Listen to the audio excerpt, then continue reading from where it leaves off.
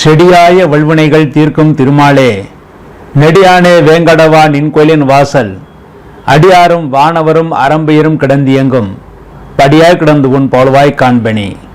உலகெங்கும் இருக்கின்ற சீனிவாசன் பஞ்சாங்கம் டிவி நேயர்களுக்கு என்னுடைய பணிவான வணக்கங்கள். இன்றைய பதிவில் குரு பயிற்சி பலன்களை பற்றி பார்ப்போம். வருகின்ற விசுவாவசு வருஷம், அடுத்த வருடத்தின் பெயர் விசுவாவசு வருடம் சித்திரை மாதம் 31ஆம் தேதி மே 14/5/2025 புதன்கிழமை அன்று இரவு 10:36 குரு பகவான் ரிஷபராசிலிருந்து மிதுன ராசிக்கு சஞ்சாரம் செய்ய இருக்கிறார். பொதுவாக குரு பகவான் ஒரு ராசியிலே ஒரு வருடம் இருப்பார் என்பதுதான் ஐதீகம். ஆனால் இந்த வருடம் குரு பயிற்சியானது அதிசாரமாக மறுபடியும் அடுத்த ராசிக்கு போகிறார்.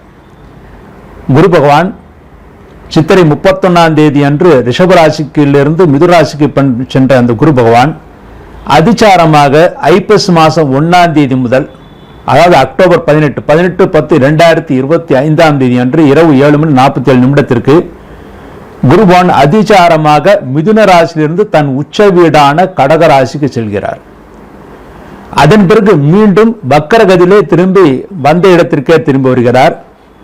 வக்கரகதியிலே கார்த்திகை மாதம் 19ஆம் தேதி டிசம்பர் 5/12/2025 வெள்ளிக்கிழமை என்று மாலை 5:25 மீண்டும் இருந்த இடத்திற்கே வருகிறார். பொதுவாக எல்லா கிரகங்களும் எந்த ஸ்தானத்தில் இருக்கிறார்களோ அந்த ஸ்தானத்து பலனை தான் தருவார்கள் என்பது சாஸ்திரம். ஆனால் குரு பகவான் மட்டும் வக்கரகதியிலே வேறு ராசிக்கு, அதாவது முந்தின ராசிக்கு சென்றாலும் அதிசாரமாக அடுத்த ராசிக்கு சென்றாலும் ஒரு வருஷம் எந்த ராசியில் இருக்கிறாரோ அதே ராசி பலனையே தருவார் என்பதுதான் குருவுடைய தாத்பரியம். அதன்படி குரு பகவான் சித்திரை மாதம் 31ஆம் தேதி மிதுன ராசிக்கு சென்ற பிறகு அவர் அதிசாரமாக கடகராசிக்கு சென்றாலும் அவர் மிதுன ராசியிலே ஒரு வருடம் இருக்க வேண்டிய பலனைத்தான் தருவாரே தவிர கடகராசிக்கு சென்ற அந்த புதிய பலன் தரமாட்டார் என்பதுதான் ஜோதிட சாஸ்திரம் கூறுகிறது.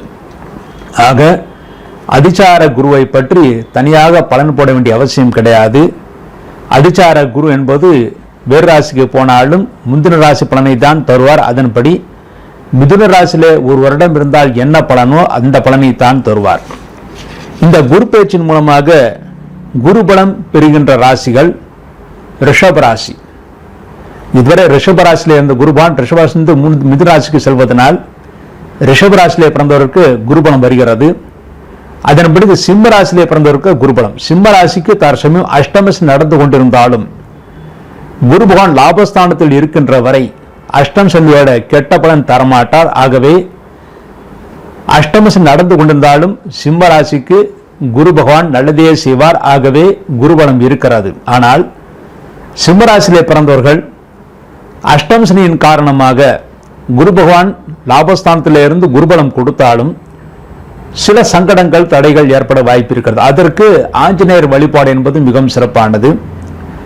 ஒருவேளை சிம்மராசியிலே பிறந்தவர்களுக்கு திருமணம் நிச்சயமானால் உடனடியாக 2 மாதம் அல்லது 1.5 மாதத்திற்குள் திருமணம் நடத்தி முடித்துவிட வேண்டும்.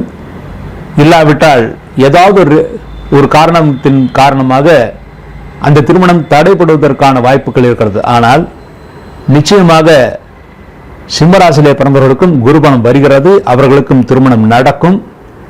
இந்த அஷ்டம் சனியுடைய பாதிப்பு பெரிதாக இருக்காது. அடுத்து துளாராசியிலே பிறந்தவர்களுக்கு மிக மிக சிறப்பான அந்தஸ்தாக எல்லா கிரகங்களும் நன்றாக இருக்கிறது. அதாவது குரு பயிற்சி பாக்கியஸ்தானத்திற்கு வருகிறார். சனி பகவான் 6ஆம் இடத்திற்கு இருக்கிறார். ராகுகதி பயிற்சியும் அடுத்து வரக்கூடிய ராகுகதி பயிற்சியும் நன்மை தருவதாக இருக்கிறது. ஆகவே துளாராசியிலே பிறந்தவர்களுக்கு முழுமையான குருபலம் இந்த வருடம் இருக்கிறது. அடுத்து தனுசு ராசியிலே பிறந்தவர்களுக்கு 6ஆம் இடத்தில் இருந்த குருபகவான் 7ஆம் இடத்திற்கு வருகிறார். ஆகவே அவர்களுக்கு பரிபூர்ண குருபலன் இருக்கிறது. இதுவரை தனுசு ராசியில் பிறந்தவர்கள் செய்த பிரார்த்தனைகளுக்கெல்லாம் இனிமேல் நல்ல பலன்களை குருபகவான் பெற்றுக் கொடுப்பார். அடுத்து கும்பராசியிலே பிறந்தவர்களுக்கு குருபலம் வருகிறது. கும்பராசியிலே பிறந்தவர்களுக்கு இதுவரை 4ஆம் இடத்தில் இருந்த குருபகவான் 5ஆம் இடத்திற்கு வருகிறார். 7.5 சனியாக இருந்தாலும் சனி பகவான் கடைசி நேரத்தில் கெடுதல் பண்ண மாட்டார். அதுவும் இல்லாமல் கும்பராசிக்கு அதிபதியே சனி பகவான். ஆகவே அவர் நிச்சயமாக கெடுதல் செய்ய மாட்டார். குரு பகவான் அவர்களுக்கு 5ஆம் இடத்திற்கு வருகிறார். ஆகவே நிச்சயமாக திருமணமாகாத கும்பராசியிலே பிறந்தவர்களுக்கும் திருமணம் நடத்தி கொடுப்பார். ஆக குருபலம் உள்ள ராசிகள் என்று பார்த்தால் ரிஷபம், சிம்மம், துலாம், தனுசு, கும்பம் இந்த 5 ராசிகளை பிறந்தவர்களுக்கு குருபலம் நன்றாக இருக்கிறது. அதுவும் முக்கியமாக குருபலத்திலும் மிக நல்ல யோகத்தை தருகின்ற ராசிகள் என்று பார்த்தால் ரிஷபம், துலாம், கும்பம் இந்த 3 ராசிகளுக்கு மிக மிக அற்புதமான பலன்களை தர இருக்கிறார். அடுத்து வேறு ராசிகளுக்கு 7 ராசிகளுக்கு நிச்சயமாக பரிகாரங்கள் செய்யப்பட வேண்டும். அதில் முக்கியமாக அதிகமாக நிச்சயமாக பரிகாரம் செய்து ஆக வேண்டிய 2 ராசிகள் என்று பார்த்தால் மேஷ ராசி, கடகராசி இவர்கள் அவசியம் பரிகாரங்கள் செய்து ஆக வேண்டும். வேறு ராசிகளான மிதுனம், கன்னி, விருச்சிகம், மகரம், மீனம் இவர்களுக்கெல்லாம் கூட அந்த குரு பயிற்சி சில தோஷங்கள் இருந்தாலும் அது பெரிய தோஷங்கள் ஏற்படுத்தாது. மேஷம், கடகராசியில் பிறந்தவர்கள் மட்டுமே சிறு தோஷங்கள் அதிகப்படுத்தும். அவர்கள் கண்டிப்பாக பரிகாரம் செய்ய வேண்டும். சரி, பரிகாரமாக எதை செய்ய வேண்டும் என்று பார்த்தால் பொதுவாக புத்திரகாரகன் குரு பகவான். ஆகவே புத்திர சந்தானத்திற்காக குருவை வழங்குவது மிகவும் சிறப்பானது. கல்வியையும் ஞானத்தையும் கொடுக்கக்கூடிய ஒரு குரு பகவான். ஆகவே கல்வி மேன்மைக்காக ஞானத்திற்காக குரு பகவானை வழிபாடு செய்ய வேண்டிய மிக அவசியம். அடுத்து தனகாரகன் குரு பகவான். ஆகவே நல்ல செல்வ வளம் பெறுவதற்காக குரு பகவானை வணங்க வேண்டும். அதன் பிறகு நாம் ஒரு காரியத்தை பக்தி சிரத்தையோடு செல்ல வேண்டுமானால் நிச்சயமாக அதற்கு குருவுடைய அருள் கேட்க வேண்டும். ஆகவே நாம் செய்யக்கூடிய காரியங்கள் பக்தி சிரத்தையோடு செய்வதற்காக குரு பகவானை வணங்க வேண்டும். தயை, மனதில் ஒரு தயை ஏற்பட வேண்டும் என்பதற்காக, தயவுள்ள மனிதர்கள் நமக்கு நண்பர்களாக இருக்க வேண்டும் என்பதற்காக குரு பகவானை வணங்க வேண்டும். வெற்றிக்கு காரகன் குரு பகவான். அதாவது பொதுவாக கர்மகாரகனாக சனியை கூறுவார்கள். அதே போலவே ஜீவகாரகன், ஜீவகாரகன்னா ஒரு மனிதன் வெற்றி பெறுவதற்கு காரகனாக இருக்கக்கூடியவர் குரு பகவான். ஆகவே வெற்றி பெறுவதற்காக குருவை வணங்க வேண்டும். ஆண்களுக்கு எப்படி களத்திரக்காரகன் சுக்கரனோ அதே போலவே பெண்களுக்கு புருஷ காரகன் அதாவது பர்த்தா காரகன் என்று சொல்லப்படுவர் குரு பகவான். ஆகவே குருவை வணங்கினால் பெண்களுக்கு நல்ல புருஷன் கிடைப்பான் என்கிறது தர்மசாஸ்திரம். சரி, இந்த க்ஷேத்திரங்கள் அதாவது நன்மை பெறுவதற்காக குருவுடைய அருள் கிடைப்பதற்காக செல்ல வேண்டிய க்ஷேத்திரம் என்று பார்த்தால் நல்ல கல்வியும் ஞானத்தையும் பெற வேண்டும் என்றால் ஆலங்குடி சென்று குரு பகவானை வணங்க வேண்டும். அதன் பிறகு திருமண பாக்கியத்திற்காக திட்டை என்ற ஊர், தஞ்சாவூருக்கு அருகிலே திட்டை என்ற ஊர் இருக்கிறது. அங்கே குரு பகவானுக்கு தனி சந்நிதி இருக்கிறது. அங்கே சென்று குரு பகவானை வணங்க வேண்டும். அடுத்து வீரத்தை பெறுவதற்காக, செல்வ வளத்தை பெறுவதற்காக, தொழில் போட்டியிலே வெல்ல வேண்டும் என்பதற்காக திருச்செந்தூர் சென்று அங்கே இருக்கின்ற குரு பகவானை வணங்குவது மிகவும் சிறப்பானது. அதில் திருச்செந்தூருக்கு சென்று வணங்குவதிலே ஒரு சிறப்பு அம்சம் இருக்கிறது. அது என்னவென்றால் அங்கே முருகப்பெருமான் இருக்கிறார், தட்சிணாமூர்த்தி இருக்கிறார், பெருமாளும் இருக்கிறார். 3 தெய்வங்களும் குடிகொண்ட ஒரு ஊர் திருச்செந்தூர். அங்கே முருகப்பெருமானை வணங்கிய பிறகு முருகப்பெருமானுக்காக சந்தனத்தை அவருக்கு கொடுக்க வேண்டும். அடுத்து தட்சிணாமூர்த்தியை வணங்கும் போது தட்சிணாமூர்த்திக்காக மஞ்சத்தூள் கொடுக்க வேண்டும். பெருமாளை வணங்கும் போது பெருமாளுக்கு துளசி மாலை அல்லது மலர் மாலை சாற்ற வேண்டும். இந்த முறையில் நீங்கள் பிரார்த்தனைகள் செய்தால் நிச்சயமாக திருச்செந்தூர் முருகனும் அங்கே இருக்கின்ற தட்சிணாமூர்த்தியும் அங்கே இருக்கிற பெருமாளும் நமக்கு பரிபூர்ண ஆசீர்வாதம் கொடுத்து குருவுடைய தோஷத்தை முற்றிலுமாக அகலச் செய்வார்கள்.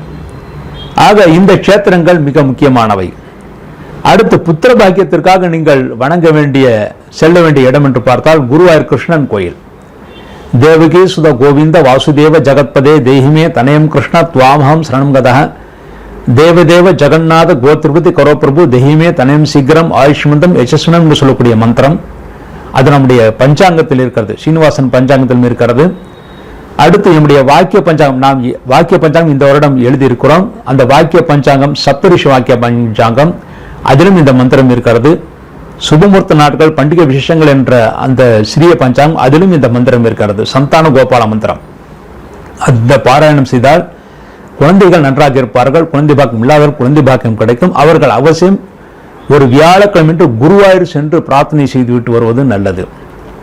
அங்கெல்லாம் செல்ல முடியாது, நாம் இருக்கும் இடத்திலே என்ன செய்யலாம் என்று கேட்டால், குருவுடைய அந்த தோஷம் விலகுவதற்காக உங்களுக்கு சொல்லிக் கொடுத்த வாத்தியார் குரு யாராவது உங்கள் வீட்டிற்கு அருகில் இருந்தால் அவர்களுக்கு தம்பதி சமேதராக இருக்கக்கூடியவர்களுக்கு வஸ்திர தானம் கொடுக்க வேண்டும். அது வியாழக்கிழமை குரு ஹோரையில் வஸ்திர தானம் கொடுத்து அவரிடம் ஆசீர்வாதம் பெற வேண்டும். அடுத்து பிரதி வியாழக்கிழமை என்று உங்கள் ஊரில் இருக்கின்ற நவகிரகம் இருக்கின்ற கோயிலுக்கு சென்று நவகிரகத்தில் குரு பகவானுக்கு மஞ்சள் வஸ்திரம் அணிவித்து, அதன் பிறகு ஒரு முறை மஞ்சள் வஸ்திரம் அணிவித்தால் போதும். அதன் பிறகு வெறும் நெய் விளக்கு 3 விளக்குகள் வைக்க வேண்டும். குரு பகவானுக்காக 3 விளக்குகள் வைக்க வேண்டும். அதன் பிறகு அங்கே இருக்கின்ற தட்சிணாமூர்த்திக்கும் நீங்கள் அர்ச்சனை செய்துவிட்டு வரலாம். விளக்குகள் வைத்து அர்ச்சனை செய்துவிட்டு வரலாம். அவருக்கும் 2 அல்லது 3 விளக்குகள் வைக்க வேண்டும். இவ்வாறு பரிகாரம் செய்தால் நிச்சயமாக குருடைய பரிபூர்ண அருள் கிடைத்து நீங்கள் நிச்சயமாக நன்மைகளை பெறுவீர்கள்.